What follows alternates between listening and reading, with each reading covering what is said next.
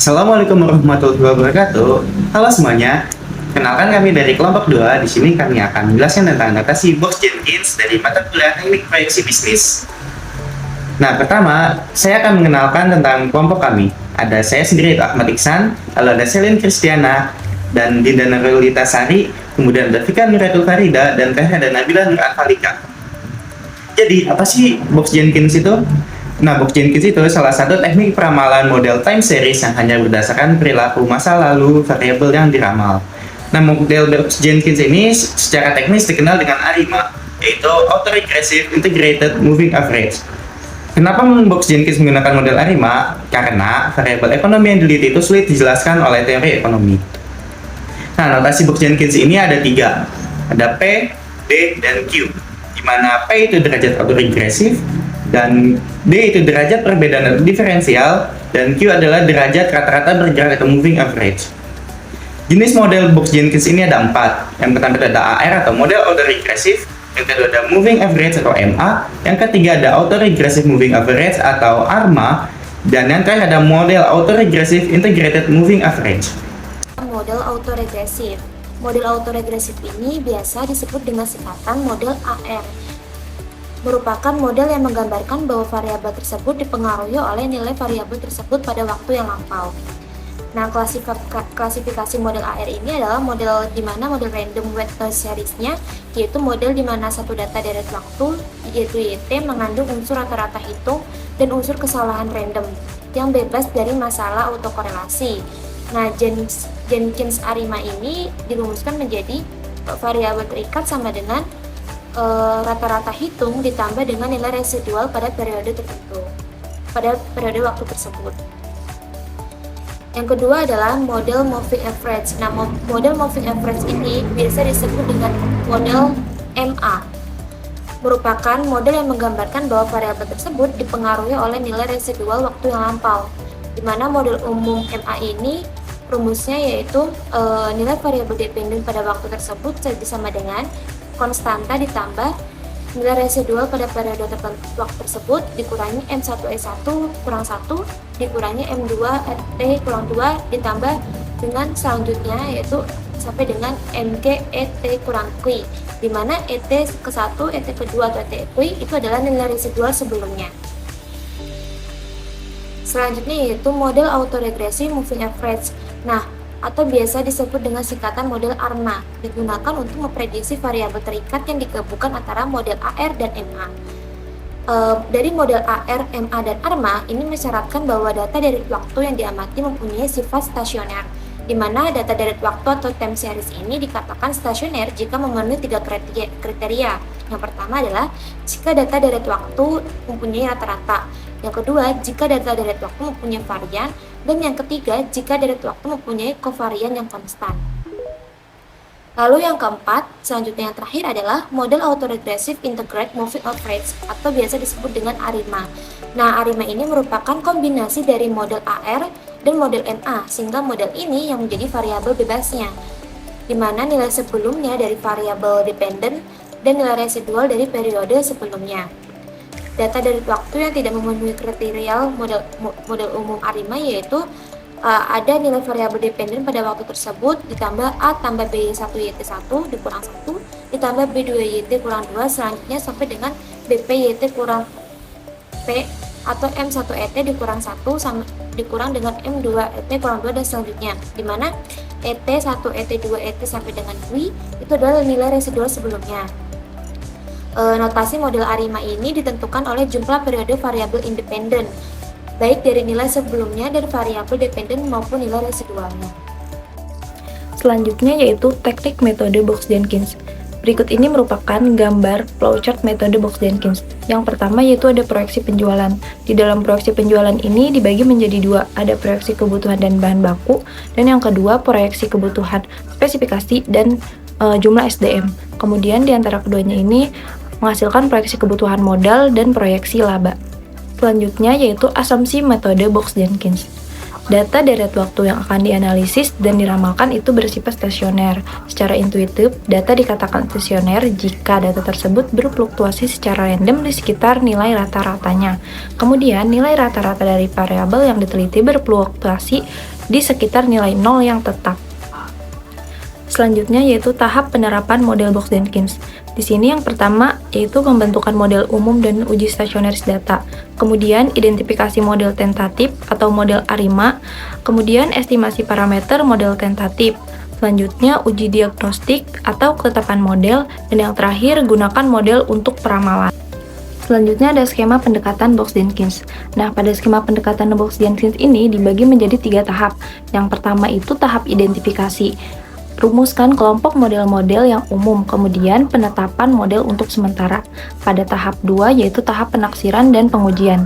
Penaksiran parameter pada model sementara, kemudian pemeriksaan diagnosa apakah model memadai. Kemudian tahap 3 itu penerapan, gunakan model untuk peramalan. Halo semuanya. Nah, di sini kita akan membahas mengenai tahap identifikasi.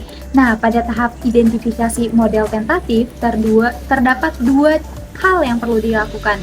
Yang pertama yaitu merumuskan kelompok model yang umum. Nah, tentunya kita harus tahu dulu nih, sebuah data deret waktunya itu bersifat stasioner atau non-stasioner. Nah, jika datanya itu bersifat non-stasioner, maka diperlukan konversi data untuk menstasionerkan datanya dengan cara proses diferensiasi. Nah, yang kedua yaitu menetapkan model yang akan digunakan.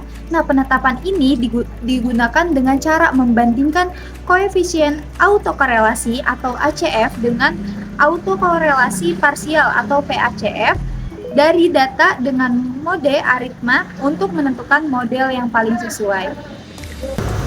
Nah, seperti yang kita lihat di samping yaitu merupakan data stasioner dan data non-stasioner. Pada grafik di atas itu menunjukkan data stasioner di mana data tersebut bersifat naik turun. Nah, kalau di bawah itu data non-stasioner, yaitu datanya itu yang tidak ada perubahan, lurus terus. Nah, selanjutnya yaitu proses diferensiasi. Apa sih proses diferensiasi itu? Nah, proses diferensiasi ini proses yang digunakan untuk melakukan konversi data yang tidak stasioner menjadi data yang stasioner dengan syarat untuk implementasi ARIMA. Nah, seperti yang kita lihat di gambar itu ada diferensiasi notasi 1, di mana didefinisikan sebagai X turunan sama dengan XT dikurangi XT min 1. Nah, yang kedua itu diferensiasi notasi 2, didefinisikan sama dengan X turunan 2 sama dengan X turunan T dikurangi X turunan T dikurangi 1, atau X turunan 2 sama dengan XT dikurangi XT min 1 dikurangi XT min 1 dikurangi XT min 2. Nah, di sini kita bisa mengambil contoh nih, contoh untuk menstasionerkan data dari tabel non-stasioner. Seperti kita lihat di sebelah kiri nih, ini adalah data dari tabel non-stasioner. Nah, di sebelah kanan ini merupakan grafik data yang bersifat non-stasioner. Selanjutnya, ada dasar-dasar analisis Box-Jenkins. Yang pertama, koefisien autokorelasi atau autocorrelation factor. Koefisien korelasi perlu diuji untuk menentukan apakah secara statistik nilainya berbeda secara signifikan dari 0 atau tidak.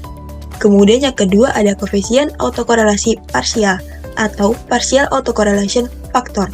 Adalah ukuran korelasi antara nilai data deret waktu pada waktu T dengan nilai data pada waktu T plus K dengan mengabaikan pengaruh nilai data di antara waktu T dan T plus K.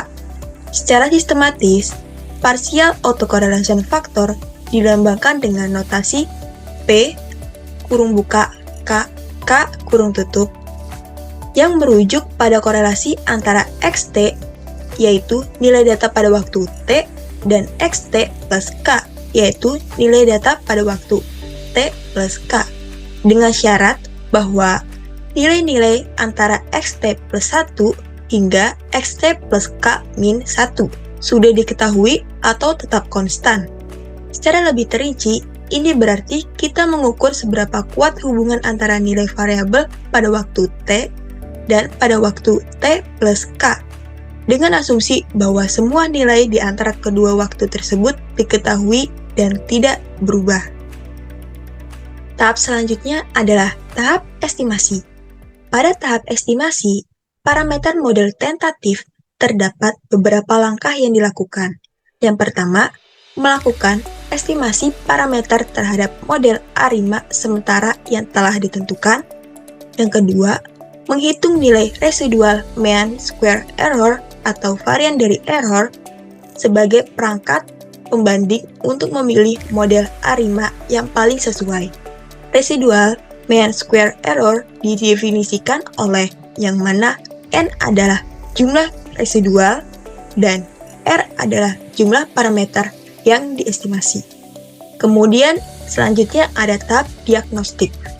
Pada tahap diagnostik, ketepatan model terdapat beberapa langkah yang dilakukan. Yang pertama, lakukan perhitungan autokorelasi dari nilai residual. Autokorelasi dari nilai residual REK dianggap apabila berada di dalam rentang nilai. Selanjutnya, lakukan tes kelayakan dengan menggunakan tes chi-square atau R kuadrat dengan menggunakan statistik L-Jung-Box Q yang didefinisikan oleh yang mana N adalah jumlah residual, K jumlah lag, dan M adalah jumlah lag yang sedang diuji. Apabila nilai p-value dari statistik Q kecil atau p-value kurang dari 0,05, maka model dianggap tidak layak. Kemudian terakhir ada tahap ramalan. Pada tahap ramalan dengan model, terdapat beberapa langkah yang dilakukan. Yang pertama, setelah model yang layak telah ditentukan, maka selanjutnya ramalan untuk satu atau beberapa periode ke depan dapat dilakukan dengan menggunakan metode ARIMA yang telah dipilih. Yang kedua, apabila pola dari deret waktu berubah, data yang baru dapat digunakan untuk melakukan estimasi ulang terhadap metode ARIMA atau membangun metode ARIMA yang baru. Baik, sebelumnya kami telah membahas metode Box-Jenkins yang efektif untuk peramalan data deret waktu melalui tahapan identifikasi, estimasi, diagnostik, dan pengujian untuk pengembangan model ARIMA. Jadi metode ini tuh dapat membantu dalam perencanaan persediaan, penjadwalan produksi, dan analisis penjualan dengan memberikan prediksi yang akurat. Keberhasilan penerapan sangat bergantung pada kualitas data dan pemahaman proses bisnis.